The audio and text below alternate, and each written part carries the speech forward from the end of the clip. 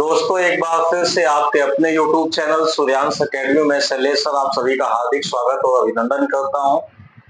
तो जैसा कि दोस्तों मेरा पार्ट 1 परसेंटेज पर ऑलरेडी YouTube में पड़ा हुआ है, तो अगर आपने उसको अभी तक नहीं देखा है तो उसको पहले देख लें, उसके बाद में आप नेक्स्ट अगला पार्ट देखें। तो मैं एक बार रिकैप करना चाहूंगा जो मैंने फर्स्ट वीडियो हमने बताया था। हमने बात किया था पिछले उसमें वीडियो में कि प्रतिशत क्या होता है। प्रतिशत की जो न्यूमेरिकल वैल्यू होती है 1/100 होती है, और हमने लास्ट वीडियो में प्रतिशत मान को भिन्न में कैसे बदला जाए और भिन्न मान को प्रतिशत में कैसे बदला जाए, इस बारे में हमने बात किया था। तो थोड़ा सा मैं रिकैप करता हूं। जैसे अगर मैं आपको बोलता हूं कि भाई 416 सही 2/3% लिखा है। सपोज करिए मैंने लिख दिया, मैंने बोला आपसे कि इसका भिन्न क्या होगा, विद इन सेकेंड्स बताइए। तो आप मैं बोलूंगा कि 400 के लिए हो जाएगा 4 और 16 सही 2/3 के लिए हो जाए 16 सही 2/3% के लिए 1/6, तो ये आपका 25/6 हो जाएगा। ये इसका फ्रैक्शन वैल्यू है। जैसा कि आप थंबनेल देख पा रहे होंगे, ये वीडियो जो है प्रतिशत और भिन्न का जो अटूट रिश्ता है उसके बारे में बात करेंगे कि इनके दोनों के बीच में क्या रिश्ता है। तो यहाँ देखिए मान प्रतिशत में है और ये इसका भिन्न में लिखा गया। ऐसे ही अगर और मैं आपको बात बताता हूं, जैसे सपोज करिए हमने यहाँ पे लिख दिया 700 सही 9/13% हमने लिख दिया। तो अगर इसका आपको मैं बोलता हूं भिन्न मान क्या होगा, तो आप क्या करेंगे। ट्रेडिशनल तरीका जो है सबको पता है, लेकिन इसको हमें शॉर्टकट में लिखना है। तो आप इसको कैसे करेंगे, 700% हो गया प्लस 7 सही 9/13% हो गया। तो ये आपका 700% का फ्रैक्शन वैल्यू 7 और 7 सही 9/13 का हो जाएगा 1/13, और 13 7 91 में 1 जोड़ दिया 92 बटा कितना हो गया ये 13। तो इस प्रकार से हम प्रतिशत मान को भिन्न में बदल पा रहे थे। तो ये बात हो गई। अब इस पे हम कुछ थ्योरेटिकल क्वेश्चन करेंगे, कुछ क्वेश्चन सॉल्व करेंगे। अगर मैं इनको बोर्ड में लिखूंगा तो काफी टाइम लगेगा, तो मैं यहाँ पे इनको पढ़ दे रहा हूं कि जब किसी संख्या में 72 जोड़ दिया जाता है तो वो संख्या अपने आप की 16 सही 2/3% हो जाती है। तो वो संख्या क्या है। तो जैसे यहाँ पे बोल रहा है कि संख्या में 72 जोड़ दिया जाता है तो अपने आप की 116 सही 2/3% हो जाती है। 116 सही 2/3% हो जाती है। तो कह रहा है वो संख्या क्या है ये बताइए। तो देखिए अगर इसको ट्रेडिशनल तरीके से हल किया जाएगा तो आप x मान करके इक्वेशन बना करके सॉल्व कर सकते हैं। लेकिन यहाँ पर देखिए हम प्रतिशत और भिन्न का जो अटूट रिश्ता है उससे हम इस क्वेश्चन को ये समझ लीजिए कि मुजबानी ही आंसर कर सकते हैं। देखिए कैसे करेंगे। बोला है सवाल में जब किसी संख्या में 72 जोड़ दिया जाता है तो वो संख्या स्वयं की 116 सही 2/3% हो जाती है। तो ध्यान से देखिए, अगर मैं आपसे पूछता हूं इसका प्रतिशत मान क्या होगा, तो जिन्होंने मेरा पहला वीडियो देखा है वो इसका प्रतिशत मान बिल्कुल सीधे से लिख सकते हैं। जैसे इसका प्रतिशत मान लिखना है तो 100% के लिए 1 हो गया और 16 सही 2/3% के लिए 1/6, तो ये हो गया 7/6। इसकी फ्रैक्शन वैल्यू हो गई 7/6। अब देखिए जो है सवाल जैसा कि बोल रहा है कि संख्या में 72 जोड़ा गया है जिसके बाद में संख्या कितनी हो गई थी। तो हम ये मान के चलते हैं कि माना मेरी संख्या पहले कितनी थी, 6 थी। जैसा कि सब लोग आप जानते हैं कि प्रतिशत में बिना बेस के कुछ नहीं होता है, कुछ ना कुछ बेस होता है हर एक वैल्यू के लिए। जैसे 100% बोला जाता है तो इसका मतलब वहां पे बेस हम 100 लेके चल रहे हैं। अब जैसे यहाँ पे बात हो रही है तो यहाँ पे बेस हम 6 मान के चल रहे हैं। अगर वो संख्या 6 है जिसकी ये बात कर रहा है तो उसमें 72 जोड़ने के बाद वो हो जा रही है 7। तो मुझे ये बताइए कि कोई संख्या अगर 6 है, 6 से अगर वो 7 हो जा रही है तो उसमें कितना ऐड करना पड़ेगा आपको। 6 से संख्या 7 हो रही है तो आपने यहाँ पे 1 जोड़ दिया है, और सवाल कह रहा है 1 नहीं हमने 72 जोड़ा है। तो इसका मतलब हो गया कि 1 यूनिट की वैल्यू कितना है, 72। तो यहां से हमने संख्या मानी है 6, तो वो संख्या कितनी हो जाएगी, 6 गुना 72। तो ये आ जाएगा 6 गुना 12, 6 सत्ते 42 और 43। ये संख्या आ जाएगी आपकी 432। वो संख्या कितनी है, 432 है। देखिए एग्जाम में अगर इस तरह से सवाल पूछे जाते हैं तो पिछले टाइम पे सवाल जो पूछे जाते थे उनमें सीधे से ही पूछ लिया जाता था कि बताइए कि वो संख्या कितनी है, लेकिन अब नए पैटर्न में जो सवाल पूछे जाते हैं वो डायरेक्ट आपसे संख्या ना पूछ करके हो सकता है वो आपसे पूछ दे कि जब किसी संख्या में 72 जोड़ दिया जाता है तो वो संख्या अपने आप की 116 से 2/3% हो जाती है, तो उस संख्या के अंकों का योग क्या है, सम ऑफ डिजिट पूछ सकता है सवाल में। तो यहाँ पे देखिए अगर वो संख्या मैंने निकाल लिया है, वो संख्या हमारी आ गई है 432, तो सम ऑफ डिजिट पूछता है मतलब अंकों का जोड़ पूछता है, तो आप ऐसे बता देंगे 4 3 7 2 9। तो ये उस सवाल के लिए आंसर हो जाएगा। जैसे प्रैक्टिस के लिए मैं अगला एक क्वेश्चन और ले लेता हूं। जैसे कि यहाँ पे लिखा हुआ है कि जब किसी संख्या में 64 जोड़ दिया जाता है तो संख्या आपकी 214 से ही 1/7% हो जाती है। 214 से ही 2/7% हो जाती है।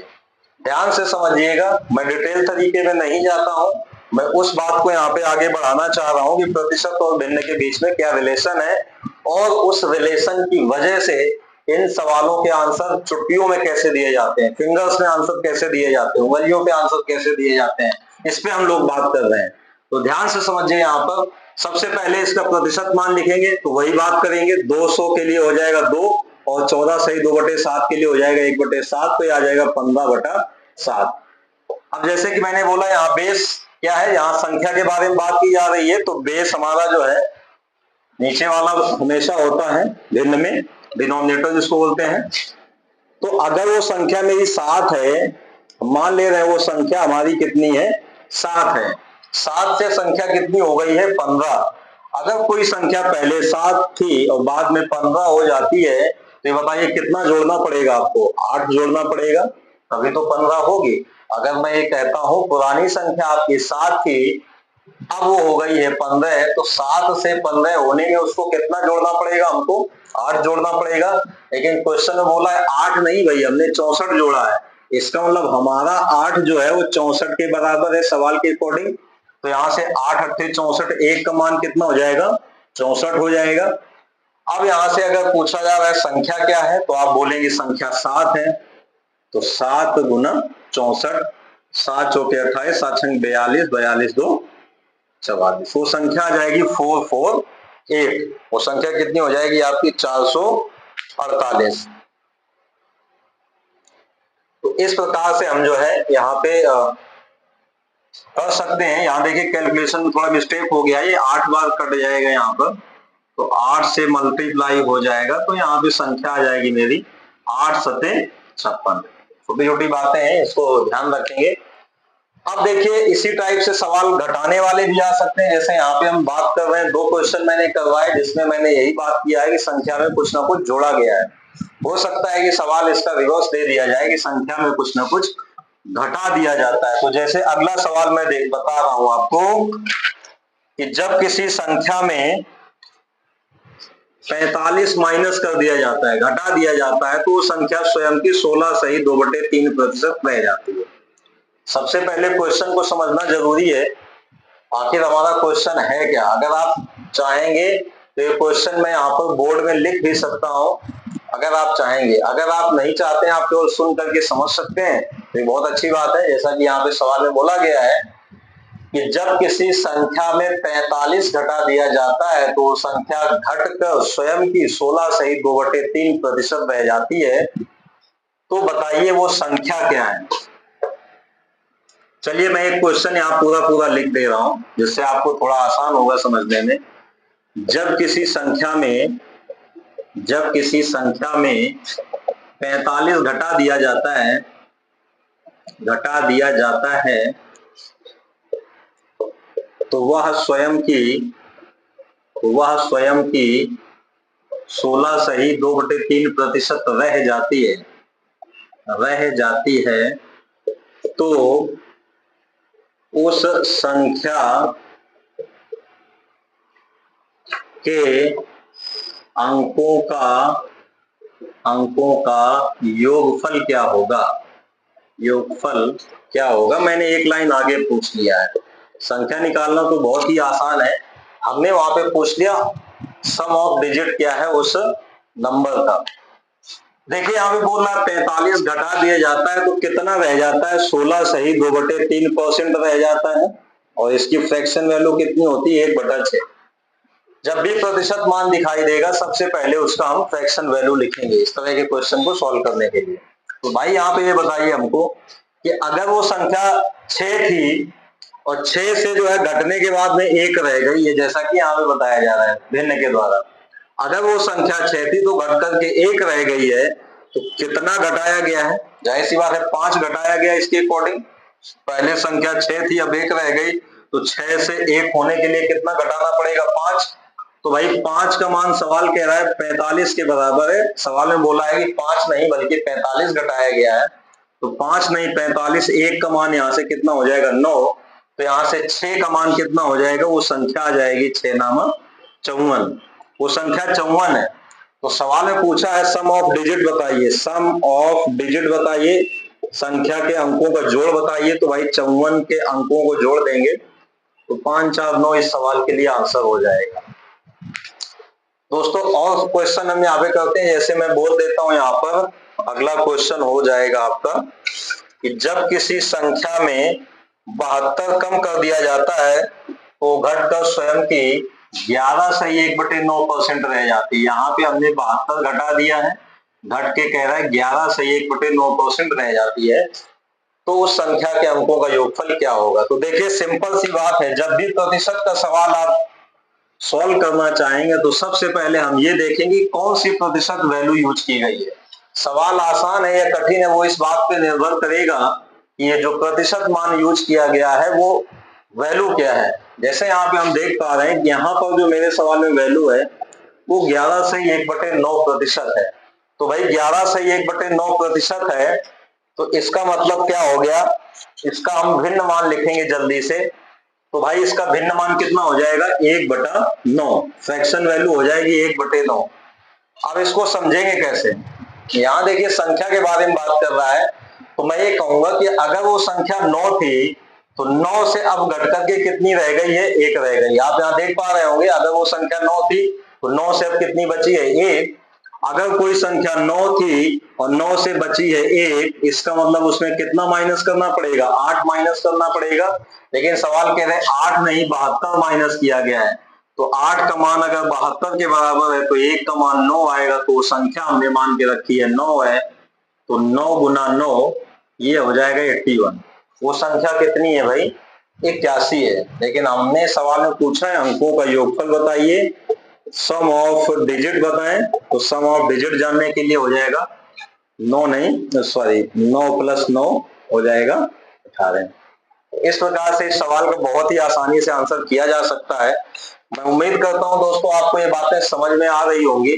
और देखिए अगर आपको वीडियो अच्छा लगता है तो वीडियो पूरा देखा करें। मैं आपसे गुजारिश करता हूं कि आप वीडियो को पूरा देखें और लाइक करें और चैनल को सब्सक्राइब भी करें और दोस्तों के साथ में शेयर भी करें। अगर आप देख पा रहे हैं, अगर आपको अच्छा लग रहा है तो वही चीज आप अपने दोस्तों को भी सजेस्ट कर सकते हैं जिससे वो हमारे वीडियो को देखेंगे। तो अगर क्वेश्चन और करना चाहे प्रैक्टिस के लिए तो मैं और क्वेश्चन कर सकता हूं। जैसे यहाँ पे एक क्वेश्चन और कर लिया जाए, जब किसी संख्या में, लिख लेते हैं यहाँ पर, जब किसी संख्या में 560 जोड़ दिया जाता है, 560 जोड़ दिया जाता है तो वह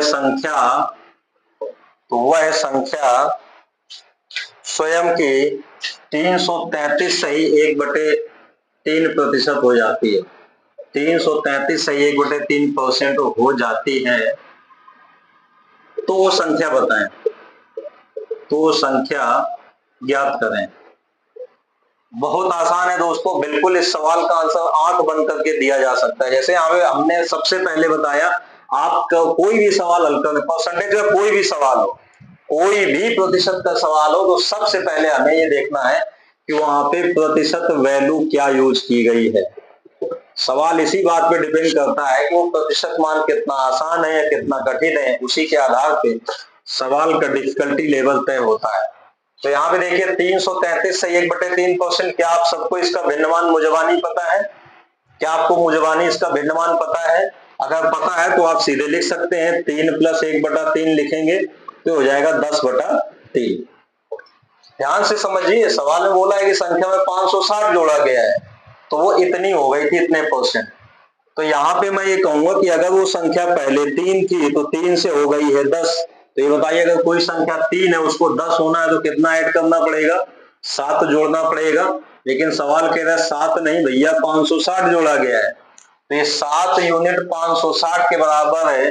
तो 1 यूनिट का मान कितना हो जाएगा? 80 हो जाएगा। हमसे पूछा है वो संख्या ज्ञात करें, तो वो संख्या 3 यूनिट है, तो 3 यूनिट का मान हो जाएगा 3 × 80 मतलब 240। वो संख्या हमारी कितनी है? 240। तो इस प्रकार से दोस्तों हम जो प्रतिशत और भिन्न के बीच का रिलेशन देखे थे, तो उससे संबंधित ये सारे क्वेश्चन हैं। और आगे लगातार जो है प्रतिशत और भिन्न से हम आगे के क्वेश्चन हल करते रहेंगे। मेरे सारे कॉन्सेप्ट जितने भी हैं, प्रतिशत हो, प्रॉफिट एंड लॉस हो, मिक्सचर एंड एलिगेशन हो, ये सारे के सारे चैप्टर ऐसे हैं, ये प्रतिशत और भिन्न से एक दूसरे से बहुत ही ज्यादा जुड़े हुए हैं। तो हम पूरे ही अर्थमेटिक में मैक्सिमम जो है परसेंट और फ्रैक्शन का इस्तेमाल करेंगे और बहुत ही आसानी से चीजों को समझते रहेंगे।